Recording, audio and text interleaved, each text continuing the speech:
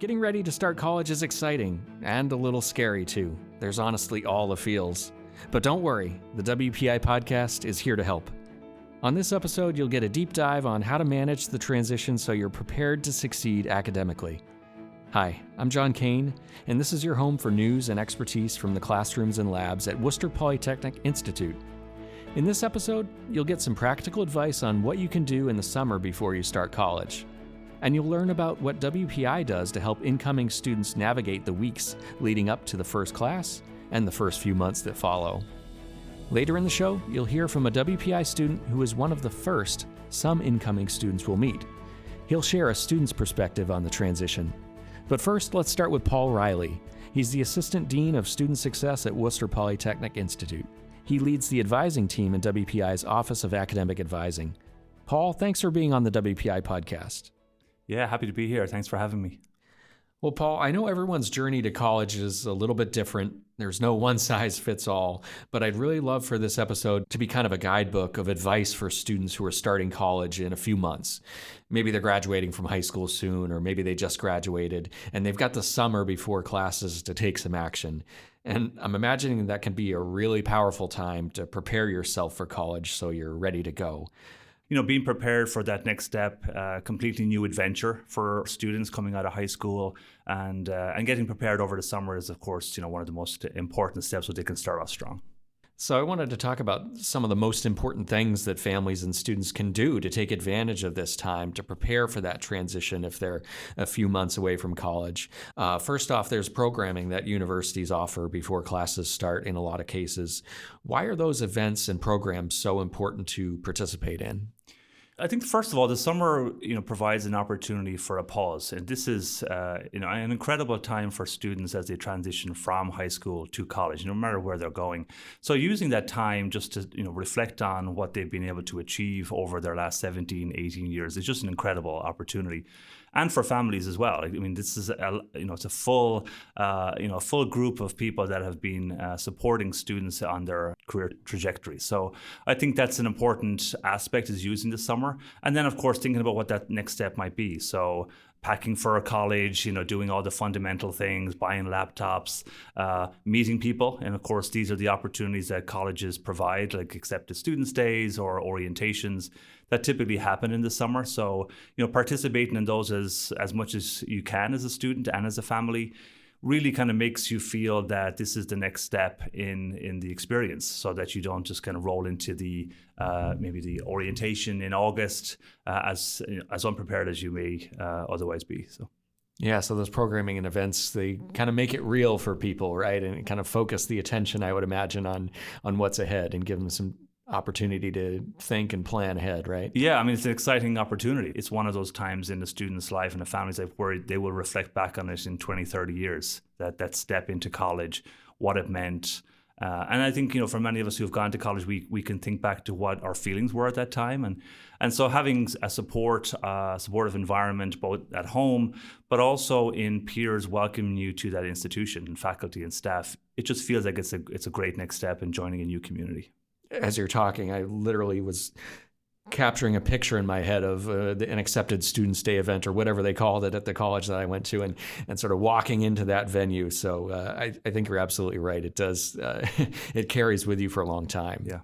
Paul, events and programs aren't the only way that universities connect with families in the months leading up to the first classes. What types of emails should students and their families be on the lookout for from whatever university their student might be going to? Yeah, universities do a fantastic job of communicating key events and activities that are happening, whether students are starting the institution or continuing. I think the most challenging part for students is that you get so many emails. And so thinking about what are those things as you begin college and as you continue that you're going to be most excited about learning? So that might be a club or activity when you're a current student, to the kind of onboarding activities that are important as you transition to a new environment. So, there's certainly emails that are important, social media. There's a lot of Facebook pages, Discord, to welcome new communities into the fold. And so I think paying attention to what those emails are, making sure that you have got a plan for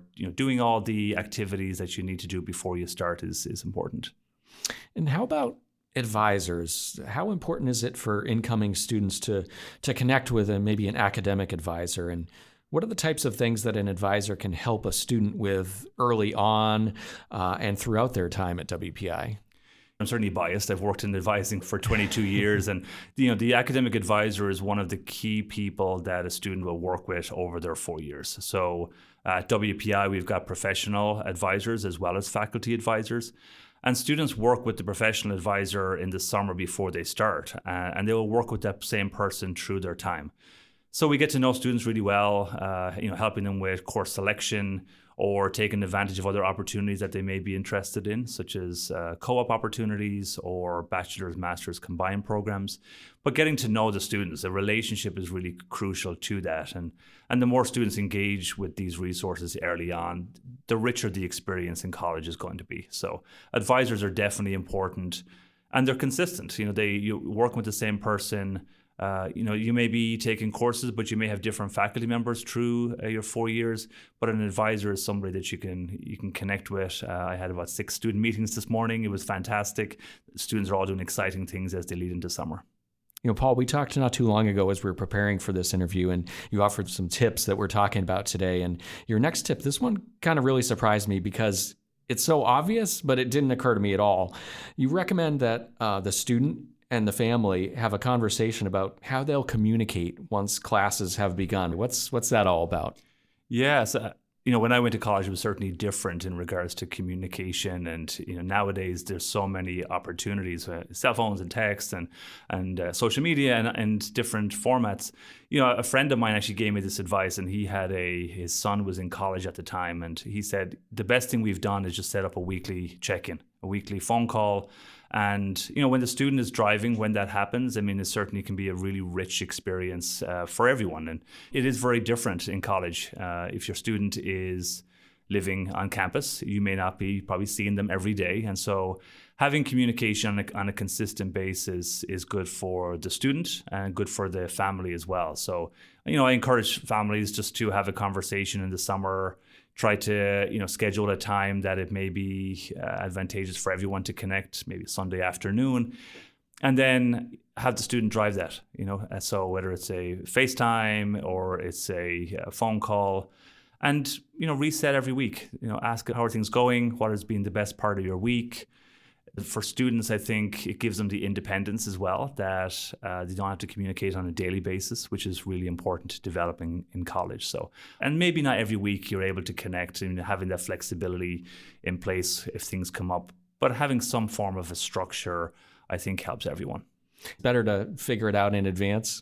Yeah, if you can have the conversation in the summer, which most of the time we don't think of these things until we're actually in the middle of it. But that allows everyone to kind of get on the same page of what communication is going to look like in college. That conversation should happen, July, August, before everyone gets to campus, and then things are very busy for everyone. So you've had some great general advice here for anybody. I wanted to get a little bit specific now to WPI. I wonder if you could sort of walk us briefly through the timeline. If you're accepted to WPI in the springtime, what happens between that acceptance notification and your first few weeks of class in the fall? What are the key milestones? Yeah, I mentioned that we do accepted students' days in April, and they are kind of big picture, high level programs that bring students who have been accepted to WPI to our campus, and they hear from our president, our deans, as well as departments, and they're able to go on lab tours and do those kinds of activities. After that, we do something called First Year Welcome Experience, and those are events in June that we have about 9 different days in June where students and families will come for one day, and they will participate in programming, separate programming for students and families, and they will get to meet with their advisor, they will get to meet with some faculty members and work in small groups together. So we're starting to really get to know the students and start to plan for the fall semester. In addition to that, there are emails that will go out from the institution July and August, key dates, key information that families need to be aware of. And then our new student orientation in August, just before classes begin. That is 2 to 3 days of programming where students get connected with their classmates. They've maybe moved to campus, and it's a lot more in-depth programming just so they're ready to start classes. And then after that, we have our first year Insight program, where students will meet with a faculty or staff member once a week through the fall semester to make sure that they're transitioning successfully. So it's kind of a comprehensive developmental step from Accepted Students Day all the way through the summer and into the fall semester. Yeah, you can see the progression building as folks get closer to starting. I want to talk a little bit more detail on some of these. So let's talk a little bit about the first year welcome experience that you mentioned in June. This was not something that I had when I went off to college, and I think some folks might be surprised that WPI is engaging new students a good couple of months before the first class. Can you talk a little bit more about what happens at the first year welcome experience and why WPI offers it? Yes, back in 2022, I had an idea that we wanted to bridge something from Accepted Students Day all the way until August. And there was a few things that we were doing this summer, but we saw an opportunity to do something in June, which would get students to campus, have them connect with their peers, maybe meet future roommates. And having the institution's support, we were able to launch that program in 2022. And it's been going incredibly successful since then. So we normally have about 900 to 1,000 students that will come to campus in June.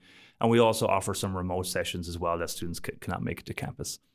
So on that day, students will join us. They will hear kickoff from our Dean of Undergraduate Studies or our president. We will have them work in groups of 10 to 15 students. And we have about 100 to 150 students on each day. So they will do fun social activities. They will meet with their academic advisor. They will get to eat in the dining hall, which is an awesome opportunity. And then hear from our faculty in courses like our Great Problem Seminar, as well as our physics and our chemistry courses as well. So it's really another introduction to WPI, but at a smaller level where they're actually starting to build some relationships with some of their key people. In addition, families will also have their separate orientation. They will hear more about the curriculum. They will hear from our faculty members, and they'll also get to eat in the dining hall as well. So, we like having the separate programs. We also like building in some consistency that both the student and the family members have, so they can have some fun things to talk about on the way home. Is there an element as well in terms of helping students register for courses? Yeah, so having advisors work with students during first year welcome experience is great because our flexibility in the curriculum is something that WPI really values. And so students can actually start anywhere in our curriculum. But there's some recommended pathways that advisors have the experience in sharing their knowledge. So we work with students during their time at first year welcome experience. They will meet with their advisor. It's a great opportunity to start that relationship. And we have modules online that students can also look up the different components of our curriculum. In addition, our parents who are joining us will also hear about the WPI curriculum, starting from the humanities and arts requirement or social science requirement all the way through the major and distribution requirements. Yeah, it's great to have that jump start, and a little bit of support to help picking those courses and making sure that you're on the right pathway. At the first year welcome experience, new students, they'll also spend a lot of time with a current WPI student, and they're called summer transition assistants. I'm wondering if you can tell us about this role and what they do during the first year welcome experience. Yes, but when we started the program, we knew that having students involved was going to be absolutely essential to its success. And so we hire 10 or 11 summer transition assistants who are sophomores, juniors, or seniors. And they will work in small groups with the students who are joining us. And so that is a great opportunity for them to share their expertise and things that I would not be as knowledgeable in. Sure. Coursework that they may be taking, where's the best place to study on campus, dining tricks and tips. And so there's lots of great things that our students are experts in. And so making sure that they have the space and the opportunity to connect with the incoming students we felt was really important. We've had a number of students who actually have done it and have returned, and they are really heavily involved in the June first year welcome experience, but they also continue to be available in the rest of the summer if students have questions. And coming up in a few minutes, we'll meet a student who's been a summer transition assistant to get his take on getting ready for college. For now, though, let's continue the conversation with Paul, and let's move the calendar forward a bit to those first few weeks of school. WPI has the first year Insight program, as you mentioned, Paul. What does that provide for new students? Yeah, this is a fantastic program. It's our first year program that introduces students to our community. And so what we do, and actually we're doing something different this year. We have run the program in the past where students participate kind of in a hybrid format. This year, we're moving it to an in-person classroom experience. We have been trying this out for the last number of years, and the in-person experiences, students have loved them. And so having consistency where students can meet in groups of 20 to 25 with a faculty or staff member through the fall semester just allows them to be able to ask questions, get connected. We also have our community advisors, which are students that will be a part of that experience. So having faculty, staff, as well as students supporting incoming students has really helped students kind of thrive in their first semester at WPI. So inside program, students actually get wellness and physical education credit for the program, which is one of our degree requirements. So it's a great opportunity to start that and to get connected with other students. So whether you're living with those students or you may not have met them yet, Insight brings a small group of students together in a very structured and developmental way. I think you mentioned they meet once a week. Yeah, once a week, and so for 1 hour. And so this is it's a way to kind of reset, talk about what's upcoming that week. I mentioned about email and having good email management. So students will our community advisors will talk about upcoming events, activities, maybe it's the clubs and activities fair. They can bring things into the classroom so students are aware and be able to deliver that information both in an email format as well as in person, help students just to continue to stay engaged. So I think what we're seeing here is a pretty dedicated and strong on-ramp to the university, and now we're at the point where they're yielding merging into traffic, and they're continuing to get that support. All these programs seem to be building on each other, introducing students to different resources, programs, clubs, offices that they can get involved in and reach out to. And those are all things that are here to support a student through their entire time at WPI. Can you talk a little bit about the academic success supports that are available to students long after the new student programming and the incoming student programming ends? Yes, so certainly in the first semester, there's a lot of opportunities for students to connect with one another, with faculty and staff, and think about what is the array of things that WPI provides. But going beyond the fall semester, each course has supplemental support in their course. We have tutoring available in first year and a lot of the sophomore courses.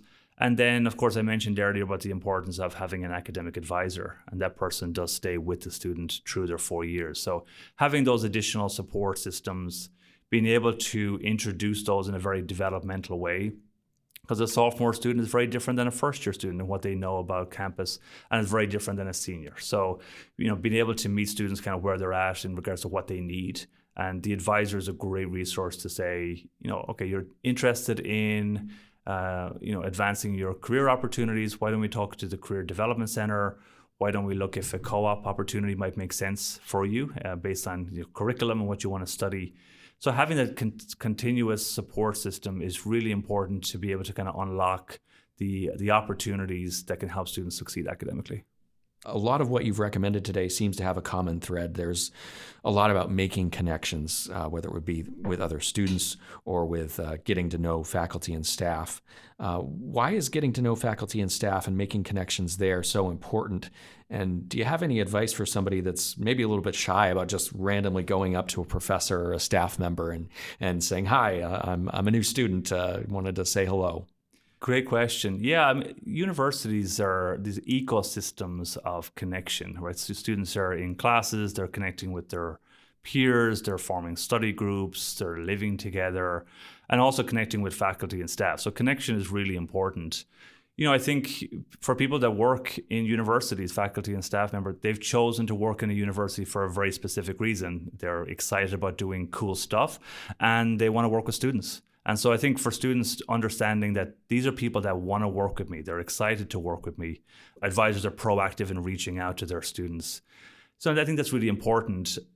And also thinking that these are people that at one point were 17, 18 years old themselves, and they probably had similar concerns or struggles, and I bet they turned to other people to help them out. So understanding that there are people here to help students succeed, and also that it's important just to start, right? To take chances, to reach out, even if it's in an email format. The Insight program is really good about doing that, because what we do is we bring a faculty or staff member into that classroom format. So we start to lower the nervousness about contacting a faculty or staff member as soon as the fall semester. And that works really well for our students. And some students are shy and introverted. And that's what the advisor can help students with, how to navigate that system. And what have you found for those students that do make those meaningful connections with faculty or staff? What does that open up for them? What's the power of having some significant contacts with a faculty and staff member over the course of your time at the university? There are probably very specific things, like opening up research opportunities with a faculty member that you may connect with in the classroom, or they may be your faculty advisor. Faculty members may know what's happening in the industry and maybe career opportunities or how things are shifting. Advisors can help open up opportunities such as I mentioned earlier about co-op opportunities or bachelor's, master's combined programs, which are really popular nowadays. There's a full landscape. There's a full opportunity to do things that you may not have known you were going to do. And so, but if you don't try things or take chances, you won't know what those things are. So I think WPI does that really well, where we try to embed flexibility into our curriculum. We don't have failing grades. So students can try things, they can explore things, and they can get connected with faculty members that are maybe doing research that they're really interested in. And that's what being at an institution like WPI allows the opportunity to connect with faculty members in a very personalized way, where you're doing one-on-one research with a faculty member that is very different than a bigger institution. And you've talked about some of the different supports available. Maybe if a student is struggling with something academically and they need help. I think every single one of us has had that experience where we're feeling like we're falling behind, but we're afraid to ask for help. We're not sure if that's the right step. If you could speak directly to someone that's listening to this and thinking about that, maybe they know that there's tutoring, or maybe they know they could go talk to their professor, but they're just afraid maybe to admit that they're falling behind or struggling. What advice would you give them as they're processing that decision? Yeah, college is a different experience than it was in high school. So you may not have had the need to get tutoring in high school, but it's very different in college. And if you can find a friend, right, find every opportunity that you need in order to help you get the help you need. So whether it's talking to an advisor, it's finding a group of students that you can go to a group tutoring session on, or it's connecting with a faculty member in the classroom maybe after the class ends and talking about the material. Every opportunity that a student can do is going to help them be successful. We used to talk about kind of the 9 words of WPI, go to class, do the work, and ask for help. And it was always the last 3 that we were primarily focused on, was asking for help. And it was very intentional why those were important, because we also know that our students will have difficulty actually doing that. So encouraging students to ask for help. We're here to help them out no matter what the questions may be. And we've got a really good community of students that are supportive of one another, that collaborate on projects, and that want to lift one another up. Ask for help. Great advice for any stage in life, truly. I want to ask you about another aspect of the college transition, especially at a STEM school like WPI. Math is really important. Students might be coming in, though, with different levels of experience and skills in math. What do you recommend in terms of being ready for college math? I can certainly speak about WPI. We have what we call a math placement test. It's actually a recommendation test. Sounds like a scary word, but it gives a recommendation for students can start in our calculus sequence.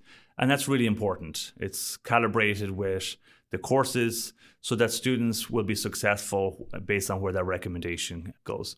They take it typically in May, June, before they come for first year welcome experience. And then the advisor can sit down and they can talk about the score that they got.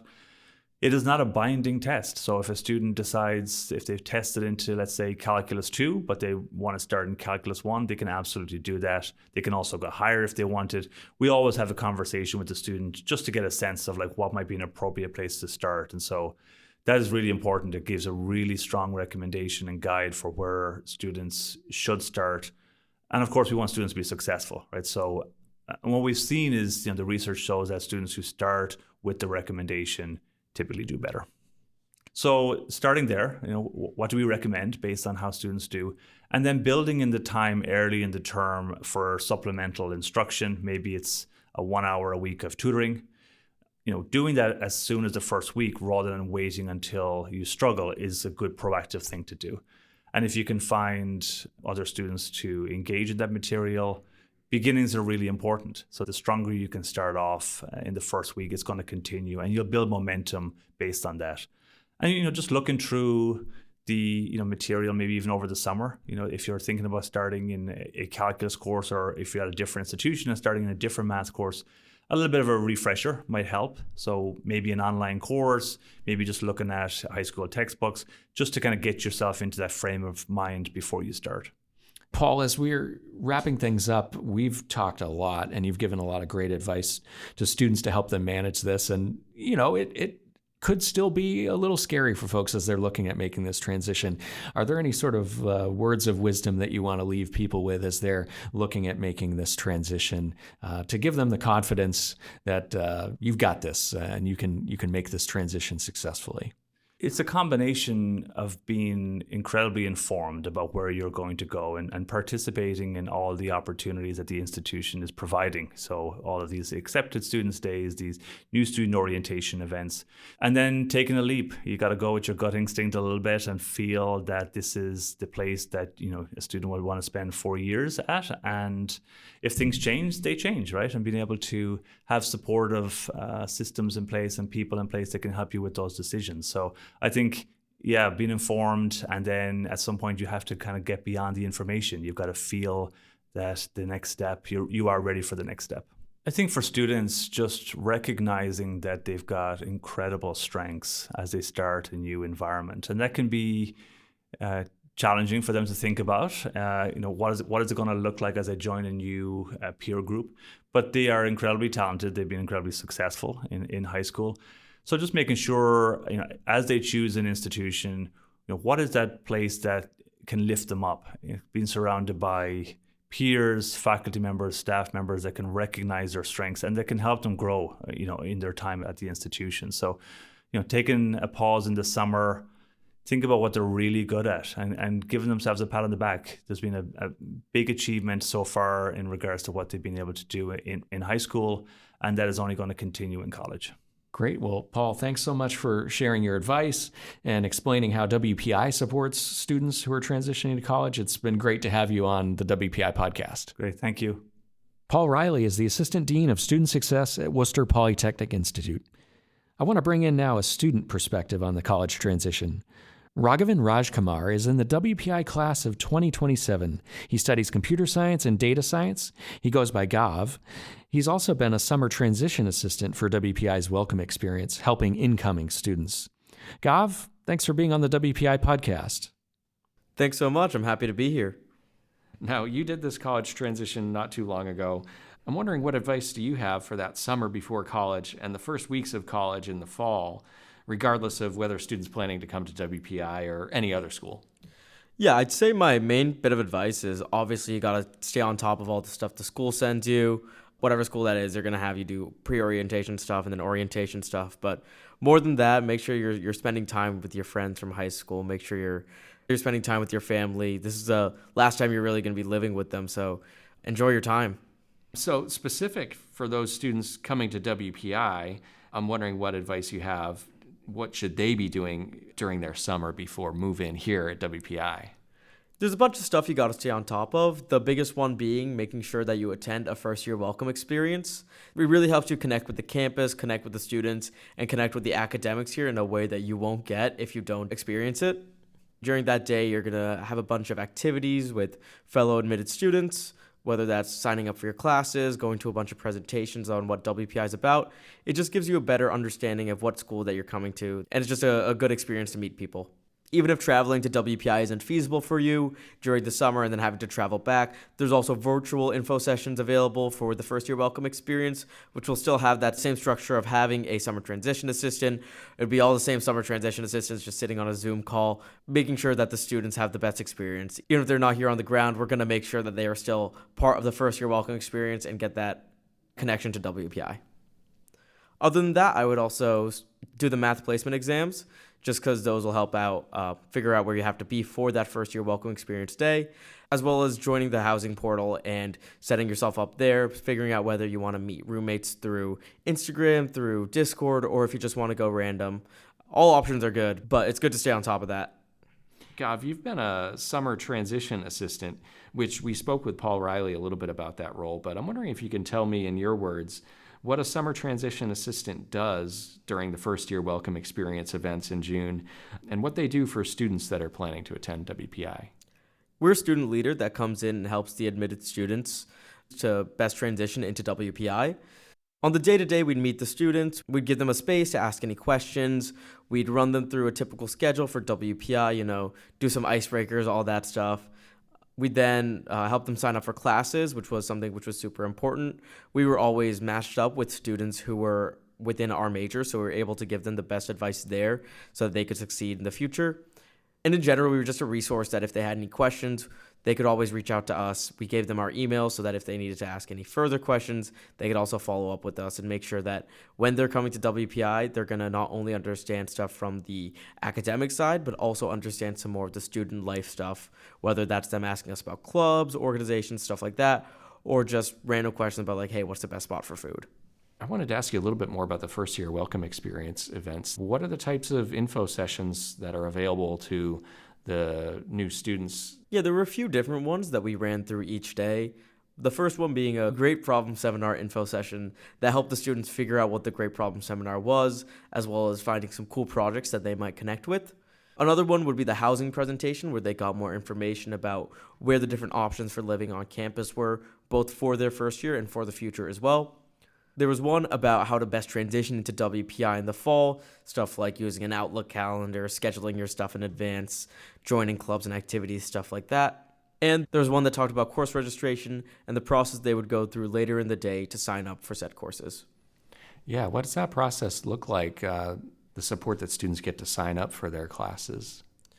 Yeah, so at WPI, we obviously want students to challenge themselves and take whatever courses they want, but we also wanted to make sure to guide them so they wouldn't be tackling anything that was too difficult coming in. So we had a couple of different data points, the first one being the math placement exam. That helped us out a lot to figure out which calculus the students should take or whether they should skip calculus altogether. We also, being in their major, knew the best courses to take if we were in their shoes. So oftentimes I would speak about my experiences joining WPI, talk about the struggles I had. For example, I took the accelerated CS 1001 class, which I think is CS 1002. But as part of that, I decided, hey, this is too much work for me right coming into WPI. So I often encourage the students like, hey, there's no harm in taking CS 1001. It's not going to hurt you later on. You don't have to take the accelerated version. In general, tips and tricks like that about how to look at Oscar for professor recommendations or which humanities classes were best fit for their interests. But it was all very individualized to make sure that the students themselves still had the agency behind which courses they were going to pick. And as you mentioned, the Great Problem Seminar at WPI, it's a 2-term course that you can take in your first year at WPI. It's optional, but it gives students the opportunity to immerse themselves in university-level research and sort of introduce them to the project-based curriculum that we have at WPI. So it sounds like a really busy day for you, these first-year welcome experience events, and you've got a lot of students and parents around. I'm wondering, what are the types of questions that you tend to get from students? At the beginning of the day, they might ask like some introductory questions like, what's the hardest classes? But by the end of the day, since we're a student, they feel more comfortable asking us questions that are more loose or relaxed, whether that's about like, what are the social events on campus? What is Greek life about? What professors should I take classes with? Stuff like that. And asking for personal recommendations more than an administrative viewpoint. For sure. And I'm wondering, what type of feedback did you get from students about the first year welcome experience events and about you being there as a summer transition assistant available to them? What did you hear from the students, maybe at the end of these days? Yeah, so at the end of the day, they were always super appreciative. It also helped we had a little ice cream social at the end of each day, so they'd come in, get their ice cream, and we'd have an opportunity to chat not only with them, but also with the parents. So there was always some good questions asked there, and no matter what, every day they just always were appreciative of having a student there to help them. Oftentimes, it's easy to see a institution from one way from the tour guide and the admissions counselor view of it, but having a student there to help them as well, who's separate from that, made it so that they were able to ask more questions about what student life at WPI was like and more mentorship type questions about stuff they might not feel comfortable asking a staff member at WPI. And what did you enjoy most about being a summer transition assistant? It's obviously a big commitment on your part to give up part of the summer to spend some time doing this. So I'm kind of wondering what you took away from it. My favorite part of it was meeting all the new students and then seeing them again on campus, and some of them will come up and be like, hey, you're my summer transition assistant. That was a cool experience, and I really liked at the end of each day, like we mentioned earlier, they would come up, be super appreciative, and you could tell that they felt a lot more confident in their choices after coming to a first-year welcome experience day. And the ability to be a part of that was definitely something which I enjoyed a lot. Gav, thanks so much for being part of the WPI podcast and sharing your experience as a summer transition assistant and giving some advice to incoming students wherever they go to school.